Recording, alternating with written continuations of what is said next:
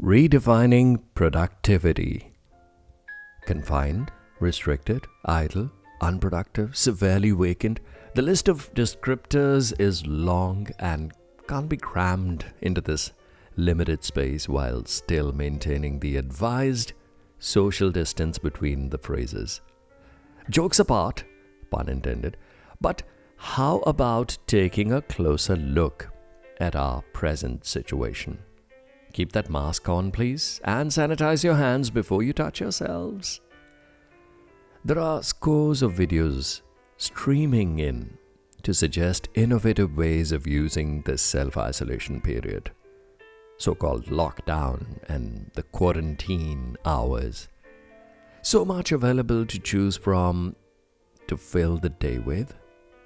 But I wonder, why can't we let the day be?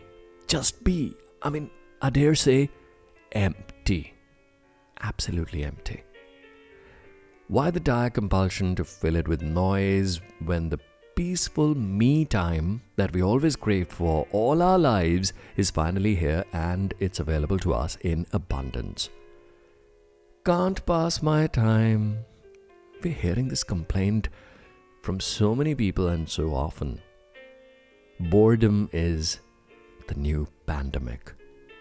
The reason is that a lifetime of conditioning has led all of us to believe that our self-worth is defined by useful contributions that we make in specific roles that we play as members of this society. The role has always been our identity, the very basis of our being. Today, the career role has been rendered meaningless for most of us. And all of a sudden, for some people who are in solitary confinement, none of the roles matter. And when the work mask has been ripped off, and here we stand exposed, trying to recognize the unmasked reflection of ourselves, the identity crisis is at an all-time high for so many of us. The discomfort of being a nobody is gnawing at us. Without authority, crutches of structure and hierarchy, we are like floating in a sea of anonymity, where it's hard to recognize self. On the other hand, as nature forgives our misdoings and is doing a wonderful job doling out freebies in abundance, we remain gripped by scarcity and panic buying and hoarding. Tough lessons indeed, but there's no growth without a stretch, is there? We are bracing for a tough economic downturn in the future. But can we shift focus to the now, please?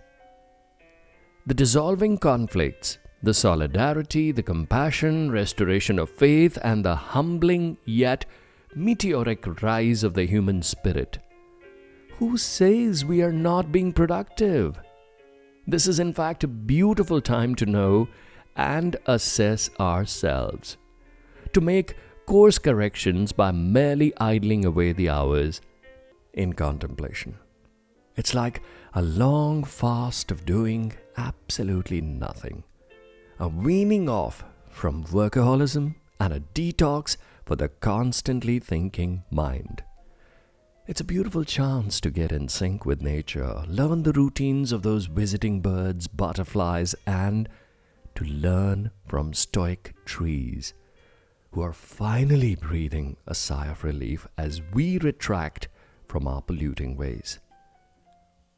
It is a time for reinterpreting productive and to finally recognize that the real action is happening now, inside, with the expansion of the soul and the subconscious revealing great mysteries to the conscious mind.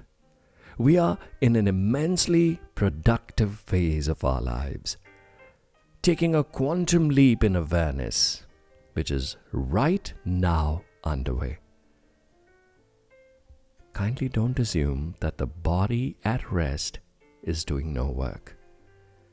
We are living in the era of quantum physics and the simplistic Newtonian laws of motion don't apply anymore. We are witnessing the miracle of self-repair, reform, and autocorrect, so ably demonstrated by nature. To be a participant, an activist, and a catalyst by engaging in self-cleansing and course correction is the productivity of the now. That is the redefined productivity of the now.